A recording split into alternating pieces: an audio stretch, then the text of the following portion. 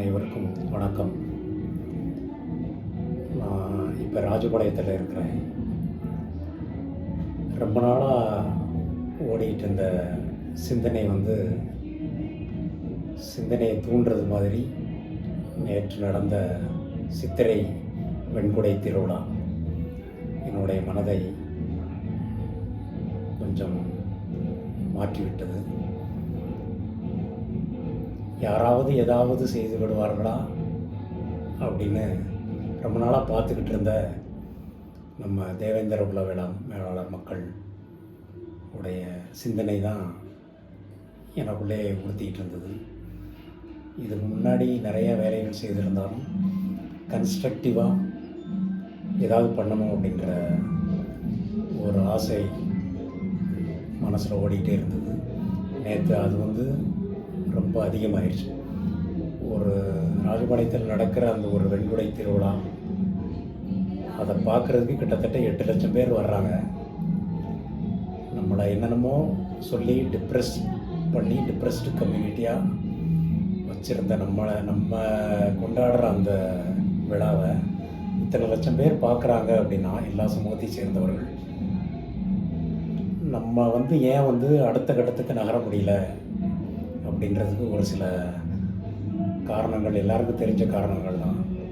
இது என்னுடைய கன்னி பேச்சு.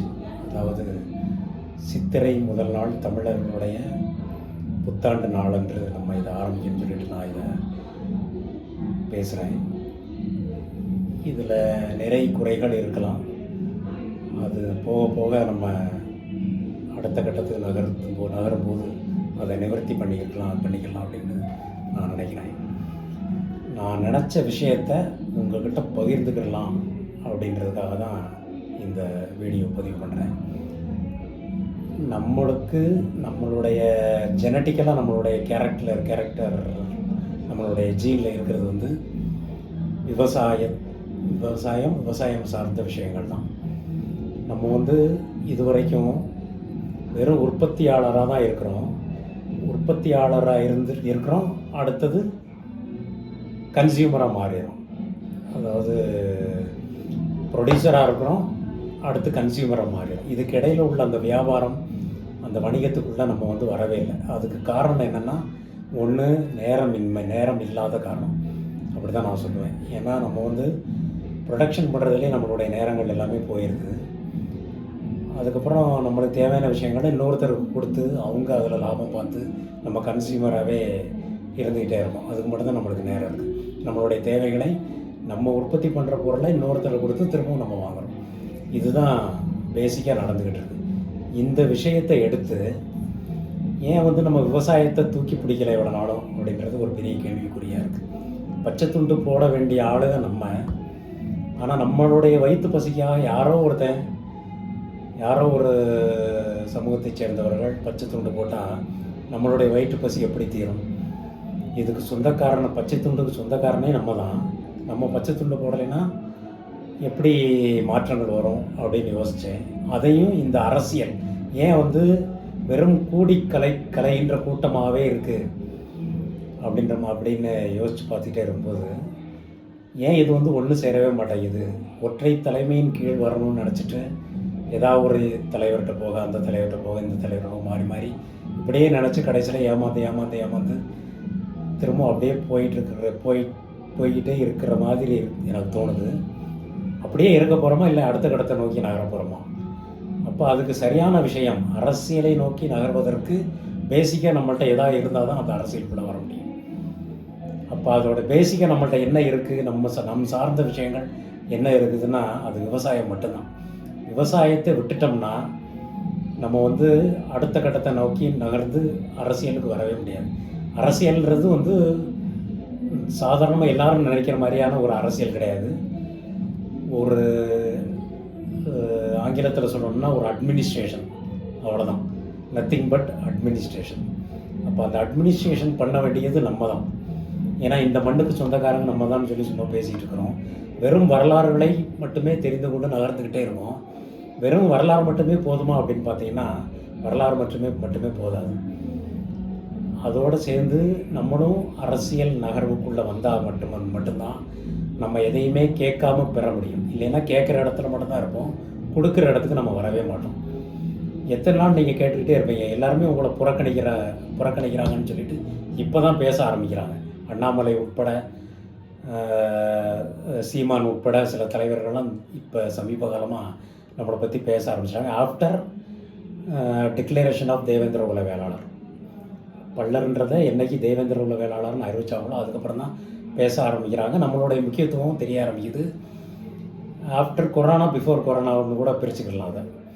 அப்போ நம்மளுடைய தேவை யார் உணவு உற்பத்தியாளர்களோ அவங்கள அப்படியே வச்சுருந்து நம்ம மேலே ட்ராவல் பண்ணிவிட்டு இந்த வியாபாரிகளாகட்டும் எல்லா சமூகங்களையும் விவசாயம் பண்ண தான் செய்கிறாங்க. இருந்தாலும் அது நம்மளை தவிர யாராலையும் பெருசாக பண்ண முடியாதுன்றது தான் என்னுடைய கணிப்பு. நிறைய ஆய்வுகள்லாம் பண்ணியிருக்கோம் தமிழ்நாடு லெவலில். நிறைய அறிஞர்களோட பழகி நிறைய விஷயங்கள்லாம் பண்ணியிருக்கோம். எனக்கு தோணுது இந்த விவசாயத்தை தூக்கி பிடிச்சா மட்டும்தான் we will become a magnet, then only others will come and stick with us. நம்ம என்னைக்கு காந்தமாக மாறுகிறோமோ அப்போ தான் மாற்று இனத்தவர், மாற்று சமூகத்தவர் அவங்க எல்லாம் நம்மக்கிட்ட ஒட்டுவாங்க. அது வரைக்கும் நம்மள்ட்ட ஒட்டவே மாட்டாங்க. ஏன்னா நம்மளை பயன்படுத்தி தான் அவங்க ட்ராவல் பண்ணிகிட்டு இருக்காங்க, நம்ம மேலே தான் அவங்க ட்ராவல் பண்ணிகிட்டு இருக்காங்க. அதை நம்ம புரிஞ்சுக்கிட்டு இந்த தலைமைன்ற கான்செப்டே வேண்டாம், தலைமைன்ற கான்செப்டே உடைக்கணும். தலைமை இல்லாமல் இருந்தால் மட்டுமே தான் நம்ம ஒரு மேக்னெட்டாவோ இல்லை ஒரு கூட்டமாகவோ நம்ம மாற முடியும். ஒரு தேனீக்கள் கூட்டம் மாதிரி நம்ம மாற முடியும். அப்படி இருந்தால் எல்லா விஷயத்தையும் நம்ம சாதிக்கலாம் அப்படின்னு முடிவு பண்ணி, எனக்கு தெரிஞ்ச வரைக்கும் என்னுடைய முன் அனுபவங்கள், சில விஷயங்கள் அதெல்லாம் பின் வரும் ஒளிப்படத்தில் நான் ஷேர் பண்ணிக்கலாம் நினைக்கிறேன். இதுதான் முதல்ல நான் பேசுகிறது. அதை வச்சு ஒரு மாநில லெவலில் ஒரு சங்கம் அல்லது கூட்டமைப்புன்னு கூட சொல்லலாம். அது அல்லது தமிழ்நாடு தேவேந்திர குல வேளாளர் வணிகர் மற்றும் விவசாய சங்கம் அல்லது விவசாயம் மற்றும் வணிகர் நல சங்கம், அது மாதிரி ஒரு பேரை சூஸ் பண்ணி அதுக்குண்டான வேலைகளை பண்ணிக்கிட்டு இருக்கோம். அந்த சாராம்சங்கள், அதாவது அந்த பைலா அப்படின்னு சொல்கிற விஷயம், ஏன்னா தமிழ்நாடு லெவல் மாநில லெவலில் பதிவு பண்ணோம்னா நிறைய ரெஸ்ட்ரிக்ஷன்ஸ் இருக்குது.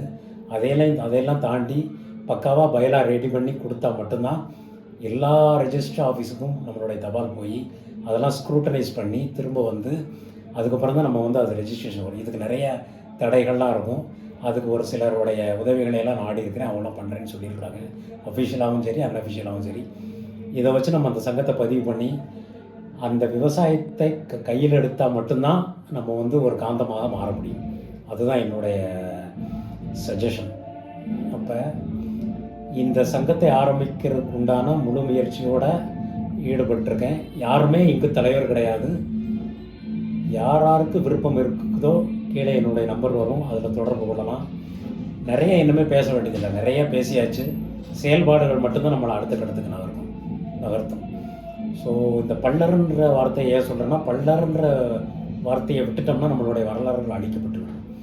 அதனால் இந்த ப்ராக்கெட்டில் உள்ள கம்யூனிட்டிஸ் எல்லாமே சேர்த்து நம்ம தேவேந்திர குல வேளாளர் அப்படின்னு சொல்லி நகர போகிறோம். அப்படி நகர்ந்தால் மட்டும்தான் மாற்று சமூகங்களும் நம்மளை திரும்பி பார்க்கும். எனக்கு சமூகமாக பிரித்து பார்க்குறதுலே ஒரு உடன்பாடே கிடையாது. இருந்தாலும் அதுக்குண்டான சூழ்நிலைக்கு தள்ளப்பட்டிருக்கிறோம். அது மாறும். இந்த பதிவு வேலைகளை செய்வதற்கு இதற்கு முன்னாடி ஸ்ரீவில்லிபுத்தூரில் என்னுடைய சொந்த கடையிலேயே நான் 2 இளைஞர்களை கூப்பிட்டு நான் மீட்டிங் போட்டிருக்கேன். ஸோ 40 வயதுக்கு கீழே உள்ள இளைஞர்கள் முனைப்பாக இதில் ஈடுபட்டிங்கன்னா அந்தந்த ஊரில் ஒரு செட்டப் ஏற்படுத்தி வச்சுருக்கோம். எல்லா ஊர்லேயும் திருப்பூர்லேருந்து ஆரம்பித்து சென்னை, தென்காசி, சில நண்பர்கள், முருகானந்தம் போன்ற சில நண்பர்கள், நாங்கள் தமிழர் நடுவத்தில் இருந்த ஆட்கள்லாம் சேர்ந்து வச்சுருக்கோம். இப்போ அதெல்லாம் அப்படியே ஸ்லோ ப்ராசஸில் அப்படியே இருக்குது ஒவ்வொருத்தருடைய வேலைப்படவின் காரணமாக.